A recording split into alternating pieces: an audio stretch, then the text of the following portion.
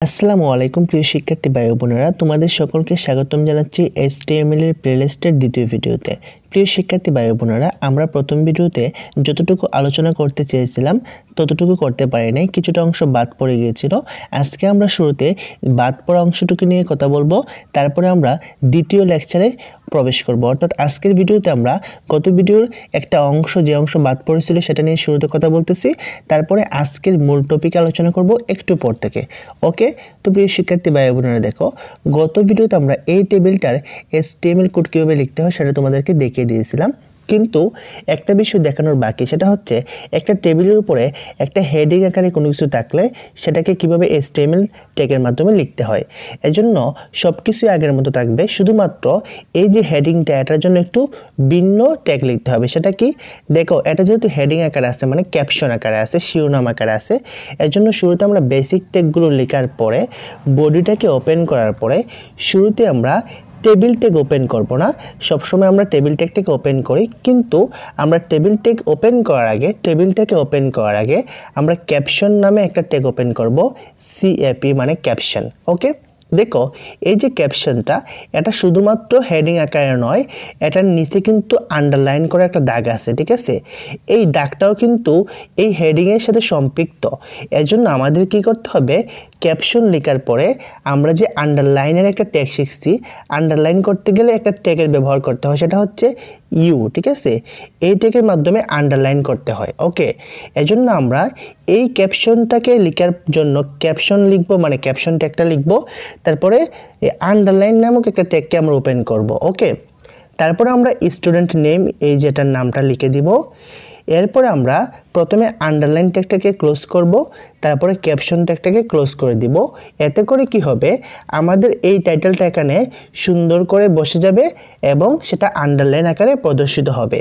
বাদবাকি বিষয় আগে যা দেখিয়েছিলাম, যেভাবে দেখিয়েছিলাম ঠিক একইভাবে এবার তোমরা পুরো টেবিলটার HTML কোড করে ফেলবে, এনাফ। ওকে, এবার আসো প্রিয় শিক্ষার্থী ভাই বোনেরা, আমরা দ্বিতীয় লেকচারের আলোচনায় প্রবেশ করি। আজ আমরা আলোচনা করব কিভাবে এই রকম টেবিলগুলোর HTML ট্যাগ দিয়ে কোড লিখতে হয়। ওকে, এই টেবিলটা কিন্তু আমাদের আগের টেবিলগুলোর চেয়ে একটু ভিন্ন। কীরকম ভিন্ন তোমরা দেখতেই পাচ্ছ, এখানে দুইটা সারি, কিন্তু দুইটা সারিকে এক করে একটি গড় তৈরি করা হয়েছে এখানে, এবং সেটিকে কিভাবে HTML ট্যাগের মাধ্যমে প্রদর্শন করতে হয় সেটাই হচ্ছে আজকের আলোচনার মূল উদ্দেশ্য। ওকে, চলো তাহলে আমরা কথা না বাড়িয়ে ভিডিওটা স্টার্ট করে দেই। কিভাবে আমরা এই টেবিলটার HTML কোড লিখব। আমরা কিন্তু সবাই HTML টেবিলের বেসিক ট্যাগগুলো সবাই ভালো করে জানি। এই যে এগুলি হচ্ছে বেসিক ট্যাগ। যে কোনো টেবিল আমরা HTML কোডের মাধ্যমে লিখতে গেলে আমাদেরকে শুরুতে এই বেসিক ট্যাগগুলো অবশ্যই লিখতে হয়, এটা আমরা সবাই জানি, প্রথম ভিডিও যেহেতু আমরা সবাই দেখেছি। ওকে, চলো তাহলে আমরা এই টেবিলটির HTML কোডটাকে এক নজরে দেখে ফেলি। এই যে এটি হচ্ছে এই টেবিলের HTML কোড। ওকে, আমরা এটা কিভাবে লিখলাম একটু আলোচনা করি, দ্রুত আলোচনা করব যেহেতু আমরা আগের ভিডিওটা দেখেছি। দেখো, আমরা শুরুতে HTML ট্যাগটাকে ওপেন করব, এটা একটা বেসিক ট্যাগ। তারপরে হেডকে ওপেন করব, তারপরে টাইটেল ওপেন করব। টাইটেলে আমরা কিছু একটা লিখব। এখন কি লিখব, যেহেতু এটা একটা টেবিল, আমরা টেবিলে লিখে দিব, নো প্রবলেম। তারপরে আমরা টেবিল ট্যাগটাকে ক্লোজ করে দিব। টেবিলটাকে ক্লোজ করার সাথে সাথে হেডটাকে ক্লোজ করে দিতে হয়, এবং হেডটাকে ক্লোজ করার সাথে সাথে বডিটাকে ওপেন করে দিতে হয়, এটা আমরা সবাই জানি। ওকে, যখন আমরা বডি ওপেন করব তখন আমরা দেখব উদ্দীপকে কি রয়েছে। আমাদের উদ্দীপকে একটা টেবিল রয়েছে, এবং আমরা আজকে এই টেবিলটার HTML কোড লিখতে চাই। এর জন্য শুরুতে আমরা এই টেবিলটা লেখার জন্য একটা টেবিল ট্যাগ ওপেন করব। আমরা জানি টেবিল ট্যাগ ওপেন করার সময় বর্ডার লিখতে হয়, এবং এই টেবিলের বর্ডারগুলোর একটা সাইজ দিতে হয়। আমরা জানি স্বাভাবিক একটা সাইজ হচ্ছে 1, ইনভার্টেড কমার ভিতরে আমরা 1 লিখে দিব, তাহলে এই বর্ডারগুলোর সাইজ স্বাভাবিক থাকবে। এটা তোমরা আগের ভিডিওতে দেখেছো, বিস্তারিত আলোচনা করে সময় নষ্ট করতে চাচ্ছি না। ওকে, দেখো আমরা টেবিল কীভাবে শুরু করি, টেবিল ট্যাগটাকে প্রথমে ওপেন করি, এই যে ওপেন করলাম। তারপরে আমরা রো তৈরি করার মাধ্যমে, মানে সারি তৈরি করার মাধ্যমে আমরা একটি টেবিল তৈরি করি। অর্থাৎ এই টেবিলটিতে কয়টি সারি আছে সেটা আমাদেরকে দেখতে হবে।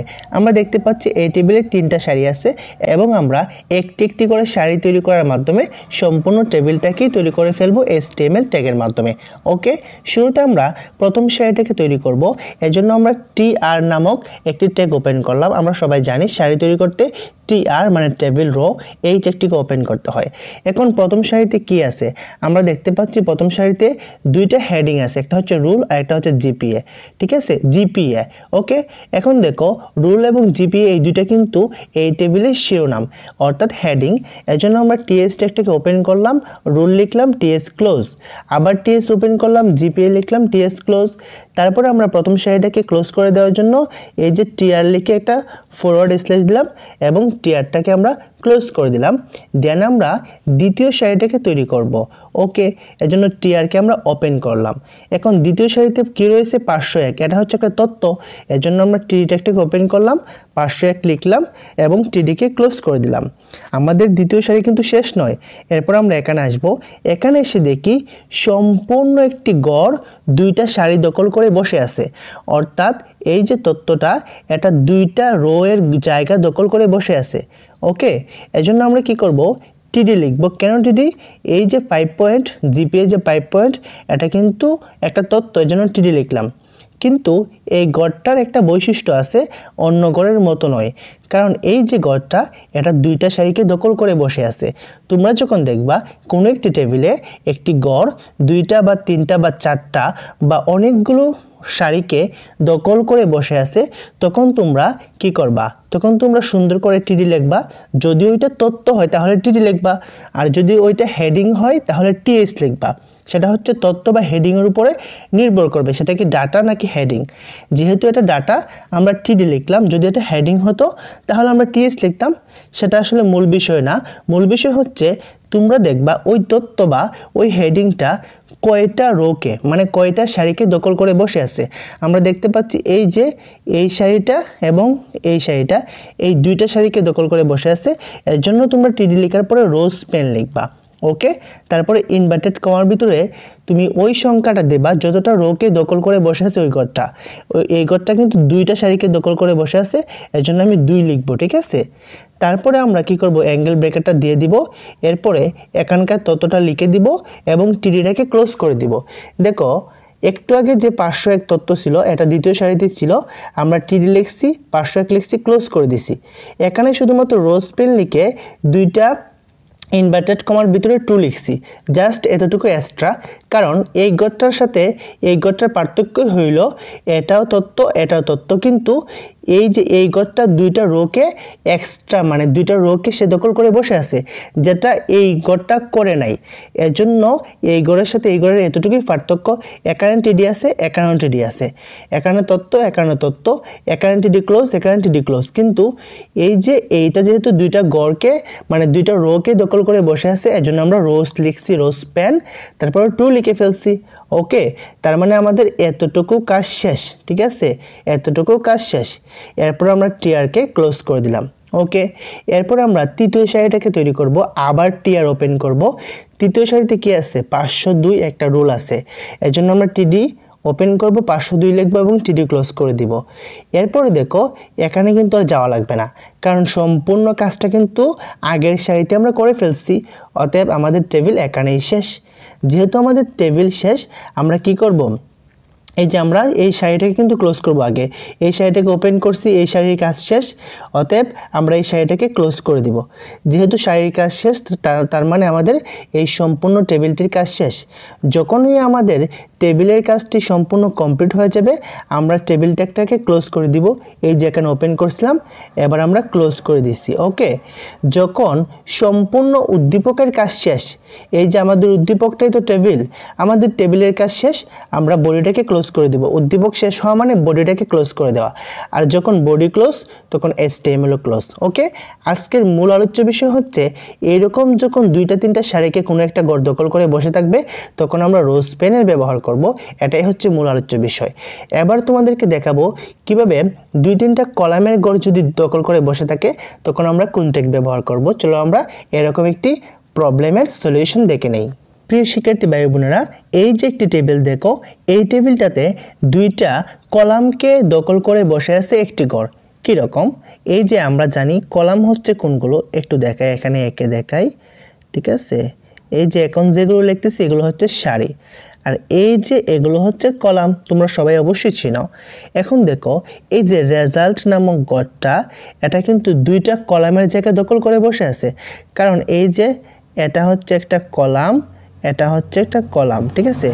এই দুইটা কলামের জায়গায় কিন্তু রেজাল্ট একাই দখল করে বসে আছে, অর্থাৎ এই দুইটা ঘরের জায়গা এই রেজাল্টটি একাই দখল করে বসে আছে।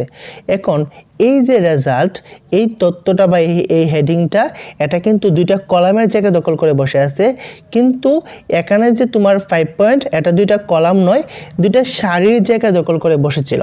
তো দুইটার মধ্যে কিন্তু দুই রকম ট্যাগ ইউজ হবে, একটু তোমাদেরকে দেখাই। শুরুতে আমরা HTML ট্যাগ ওপেন করব, হেড ওপেন করব, টাইটেল লিখব, টেবিল লিখব, title close, head close, body open. Then আমরা যেহেতু টেবিল, আমরা টেবিল ট্যাগটাকে ওপেন করব, ইনভার্টেড কমার ভিতরে 1 লিখব, এটা আমরা সবাই বুঝি। ওকে, এবার আমরা এক একটা সারি তৈরি করার মাধ্যমে তো টেবিলটা করব। প্রথমে আমরা এই সারিতে হাত দিই, এজন্য আমরা TR ওপেন করব। এই সারিতে কি আছে? রেজাল্ট কথাটা আছে। এই রেজাল্ট কথাটা কিন্তু তথ্য নয়, কারণ এই টেবিলে যে তথ্যগুলো আছে সেগুলোর হেডিং, ঠিক আছে। এই যে রেজাল্ট, এটা হচ্ছে শিরোনাম, ঠিক আছে। কেন শিরোনাম? কারণ এখানে যা আছে সবগুলো হচ্ছে রেজাল্ট রিলেটেড তথ্য, আর এই তথ্যগুলোর শিরোনাম হচ্ছে এই রেজাল্ট কথাটি। এজন্য এটাকে আমরা শিরোনাম বলতে পারি বা হেডিং বলতে পারি। ওকে, এজন্য আমরা TH ট্যাগের ব্যবহার করব। কিন্তু এই যে শিরোনামটি, এটা কিন্তু স্বাভাবিক নয়, কারণ এটি দুইটা কলামের জায়গায় দখল করে বসে আছে। যখন দেখবা কোনো একটি ঘর দুইটা বা তিনটা বা একাধিক কলামের জায়গায় দখল করে বসে থাকবে, তখন তোমরা TH লেখার পরে যদি সেটা হেডিং হয় TH, তথ্য হলে TD, ওকে, তথ্য হলে TD, হেডিং হলে TH, যাই হোক, সেটা লেখার পরে তোমরা দেখবা কয়টা কলামের জায়গায় দখল করে বসে আছে। এই যে একটা কলাম, দুইটা কলাম, ঠিক আছে। দাগটা এইদিকে গেলে কিন্তু এই যে এইদিকে একটা কলাম, এইদিকে একটা কলাম, এই যে দুইটা কলামের জায়গায় দখল করে বসে আছে। তোমরা লিখবা কলস পেন। কলস পেন লেখার পরে তোমরা ইনভার্টেড কমার ভিতরে ওই সংখ্যাটাই লিখবা যতগুলো কলাম ওই ঘরটা দখল করে বসে আছে। আমরা দেখতে পাচ্ছি আমাদের এই রেজাল্ট কথাটি বা এই হেডিংটি দুইটা কলামকে দখল করে বসে আছে, এজন্য আমরা 2 লিখলাম। ওকে, একদম সিম্পল। দেখো আমরা TH লিখলাম যেহেতু এটা হেডিং, ঠিক আছে।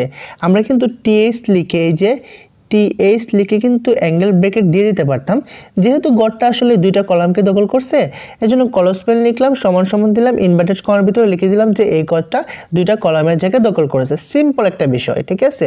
তারপর অ্যাঙ্গেল ব্রেকেট দিলাম, রেজাল্ট লিখে দিলাম, TH ক্লোজ করে দিলাম। একদম সিম্পল একটা বিষয়। ওকে, দেন আমরা দ্বিতীয় সারিটাকে কিভাবে তৈরি করব, তৃতীয় সারিকে কিভাবে তৈরি করব, তারপরে চতুর্থ সারিকে কিভাবে তৈরি করব, এই পুরো বিষয়টা কিন্তু আমরা একটু আগেই শিখেছি।